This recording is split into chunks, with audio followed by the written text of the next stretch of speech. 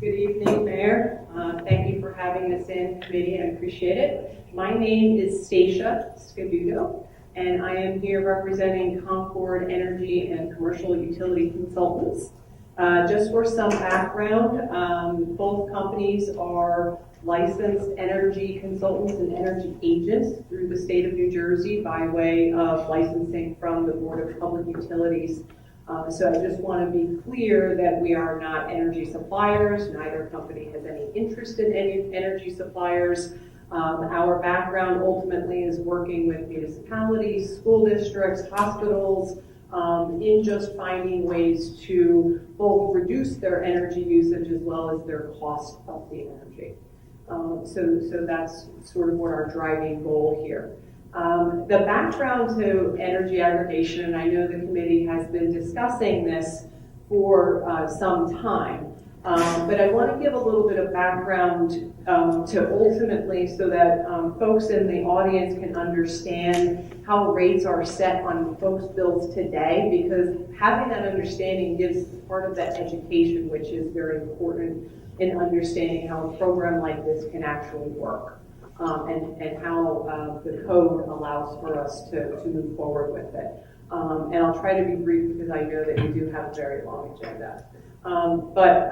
Again, the background to the program really starts with, again, how your rates are set on your bill today, which is actually done through a statewide process.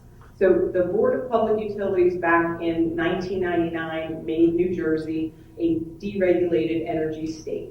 And ultimately what that means is it separated the components of your bill, the two main components, I should say. There's several, but the two main components. One being the actual supply or the energy that we're utilizing and being produced, and the other is the delivery of that energy.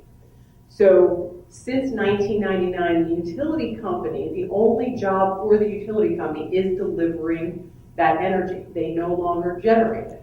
Okay, and that's important to understand. So their job is delivering it, reading the meters, paying the bills, sending the bills, collecting the payments, and obviously handling any kind of emergency services, storms, power outage, that kind of stuff. So that's their job. And the delivery fee on your bill is what pays for that.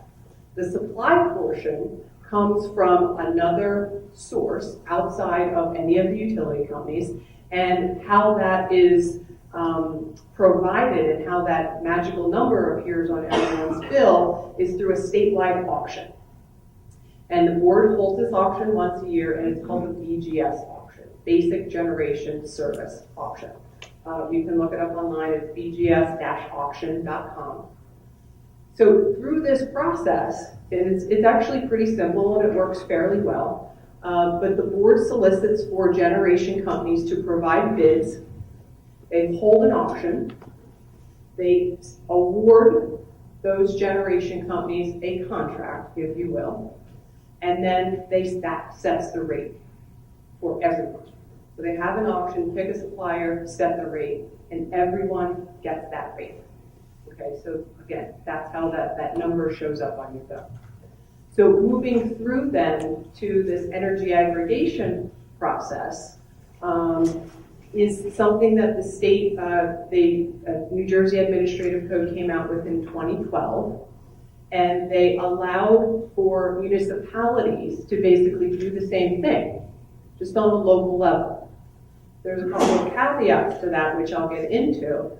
But ultimately, the process is pretty much the same thing that they laid out for how they operate their state auction. So we would have an auction, we would pick a supplier, we set the rate, and everybody gets that rate. Now the caveats to it and what makes this interesting and why municipalities would want to move forward is because it provides options, okay? And one of those options, and actually part of the statute, if you will, is that in order to proceed, and if we want to be able to offer these options to residents, is that the rate through our auction process has to be lower than the utility rate. Okay, so there's a reason for that because, again, they want for residents to be able to have some kind of win here. because otherwise what would be the point of going through this whole thing if we're going to be more expensive than the utility? Okay, so the basic rate, if you're going to compare apples to apples, must be lower than the utility rate.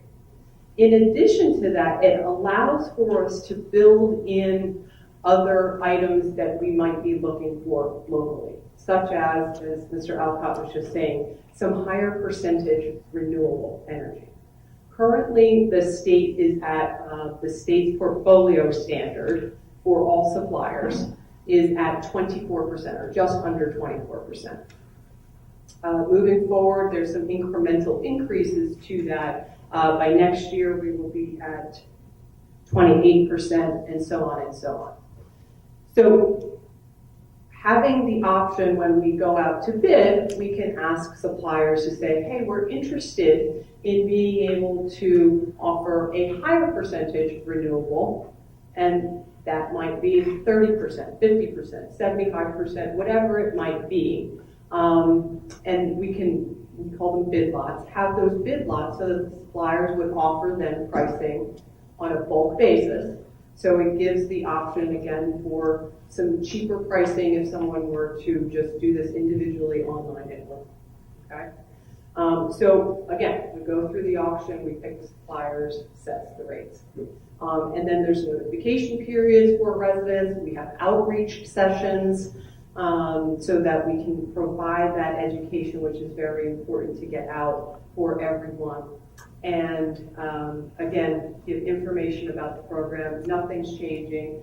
PSE&G isn't going anywhere. Jersey Central isn't going anywhere because they're doing the same job that they are today, delivering the electricity. Okay. Ultimately, what we're doing is providing rate reductions with potentially whatever percentage renewable if we want to offer as an option. And then, again, everybody has that information to decide if they want to stay with JCP&L or PSE&G. Would they like to, have that lower rate on a standard portfolio? We're looking at offering lower rates with higher percentage renewables, and again, some opt-in options, if you will, with maybe 100% renewable. So the benefit is that we can look at this as a whole and say, what do we want to offer our residents, and where is the benefit for our residents, or whoever might be interested in Plan A, B, or C, if you will. Okay. Again, as I said, the public outreach is very, very important because, like I said, most folks don't realize that JCP&L isn't generating their electricity. So it just sort of brings up things in folks' heads to say, well, so much is going to change, and what if the power goes out, and we have this storm, and what's going to happen? The same exact thing that happens today. JCP&L is going to respond just as they are. Nothing changes with that. Okay? So I think one of the things also that we're focusing on with respect to the renewable portion, like I said, is having the ability to write in these options so that the suppliers are going to give us what we're looking for as opposed to just what is a standard state portfolio option, if you will. Okay? It's ultimately, and I know that the community is very, very focused on offering this with those savings in mind, because that's a very big part of why this program exists. We have been running the program now in New Jersey for close to 5 years. We have about 50 municipalities in the process, either in a program, introducing ordinances, just starting their programs in some fashion. We have multiple municipalities that are on their second, third, fourth renewal.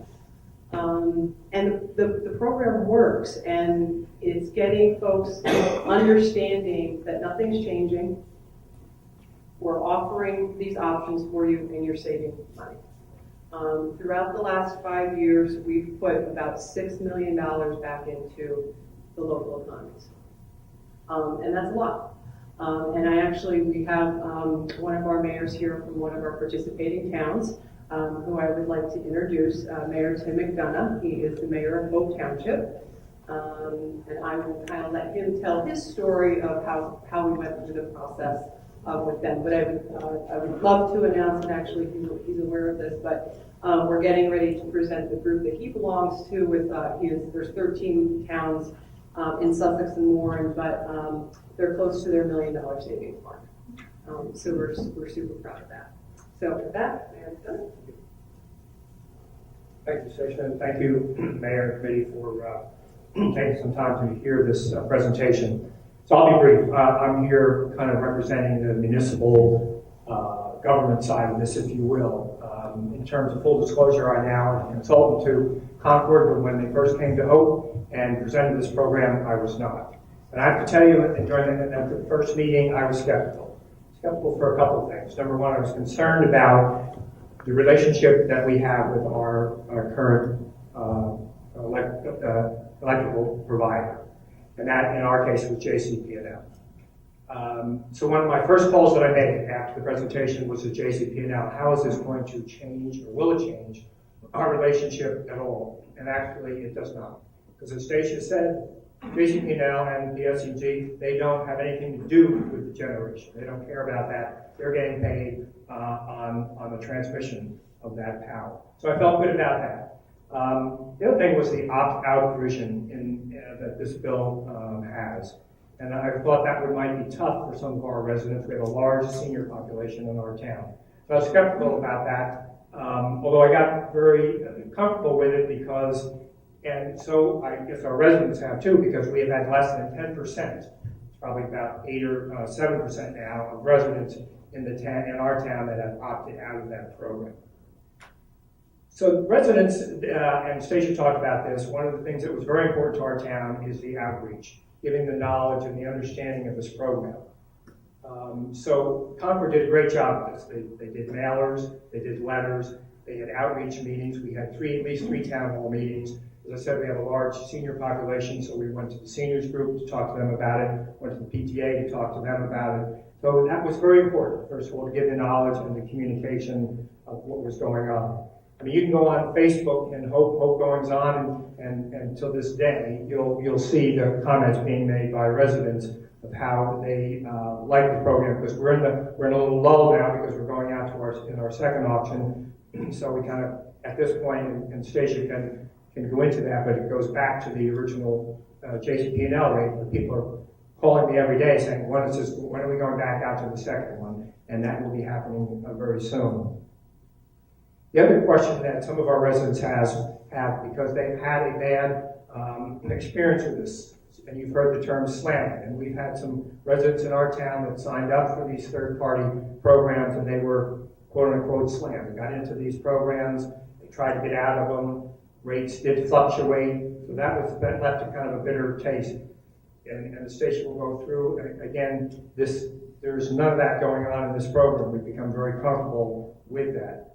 And I'll close with this. One of the comments that came across too is from a couple of our residents was, well, we don't want our government telling us where to buy our electric power from.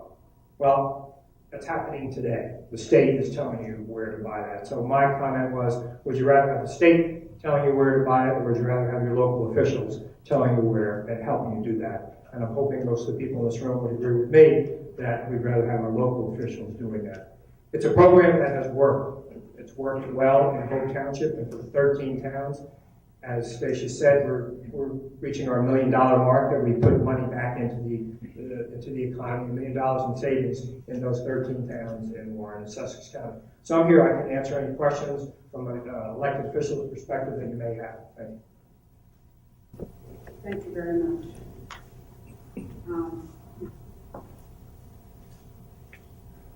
The only other thing, I want to elaborate on, and again, it is the education, because I think, as we've been through this and we got to learn sort of the hard way, if you will,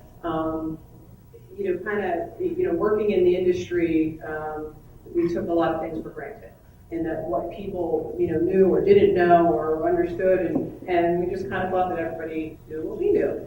So that's why we developed a very robust outreach program. And as Mayor said, we sent postcards, we had pre-auction outreach meetings so that this way everybody was familiar with the process and they heard the terms and they understood it. And they understood that really what I think the big thing is that nothing's happening to anybody. And I said this in a couple of our other presentations, is that I hesitate to call it a quote-unquote program, right? Because ultimately, what this is these are options for everybody. And we have the ability, like I said, to build in what we're looking for to meet your sustainable goals. There are actually sustainable points for Sustainable New Jersey that we can meet to provide that for you.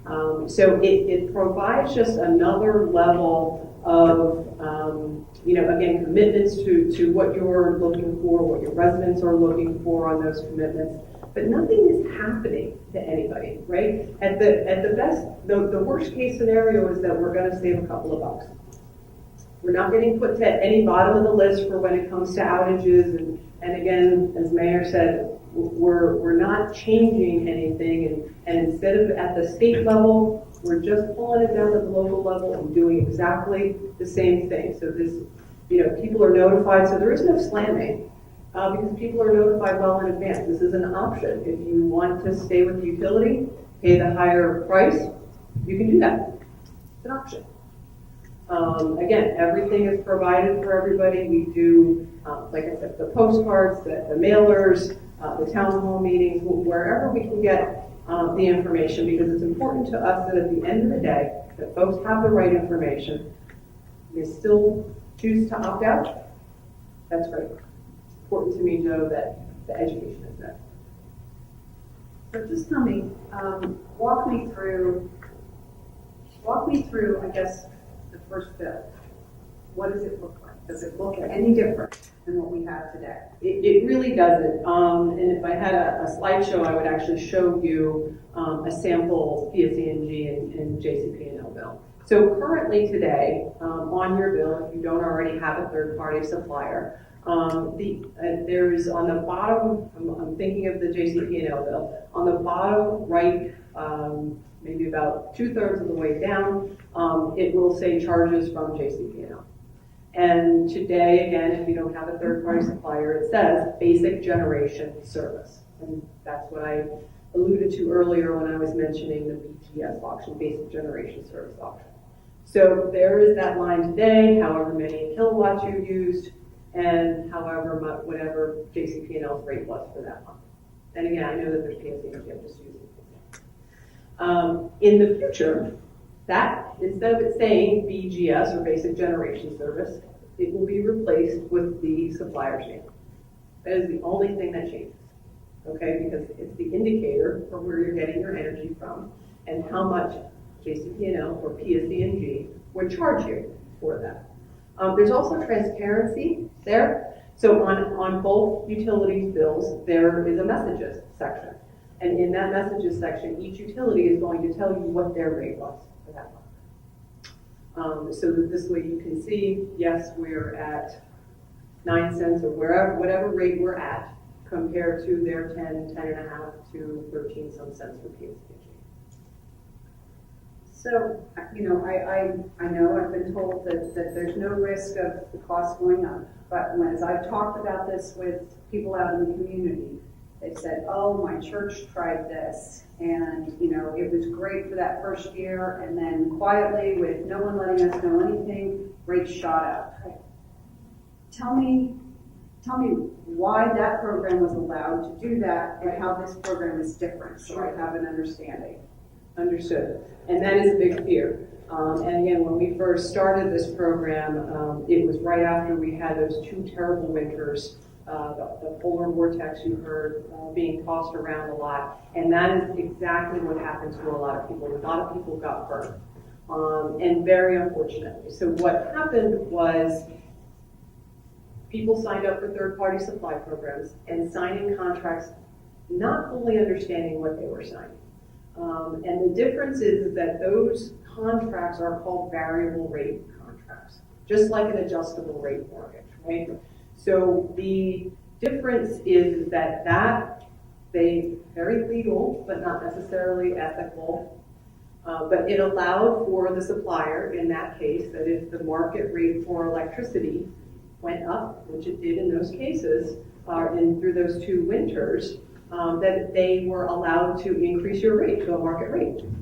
And we saw some of the issues from that. Some people were paying 20 cents a kilowatt hour. So that it was very high. Again, like I said, very legal, because the customer signed and they didn't read all of the terms and conditions before they clicked the I agree button. Nobody reads those, typically. This program prohibits that. So the part of the code basically says that unless you tell people you're going to have a variable rate, it must be a fixed term or a fixed price. So if I tell you, and we send the mailer out and it's 9 cents, it's 9 cents for the entire time that we've contracted for. Again, with the caveat that unless the state or the Federal Regulatory Commission, anybody increases something, that a utility would increase anyway. But ultimately, the rate is the rate. If it's 9 cents, it's 9 cents for the term. Okay? So that's how this program differs than someone going home, going online, getting pulled in by a very attractive low rate, and then having an increase on them because they can't. Mayor, if you wouldn't mind, can you give me the 3 most frequent questions asked by your seniors? Budget filling, they're still going to be able to do that, which they are. That doesn't change at all. And as I said, does it, to your question there, does the rate, is that going to fluctuate? Because some of those seniors have been wrapped up in some of those third-party agreements. And I guess just being kept abreast of what's going on, because a lot of our seniors and probably yours too aren't computer savvy. So what we've done is we have, on a regular basis, we go to our seniors meetings and give them an update. If they bring their utility bill with them, we go over it if they have any questions, and we move on. So those are the kind of issues that have come up with the seniors. Okay.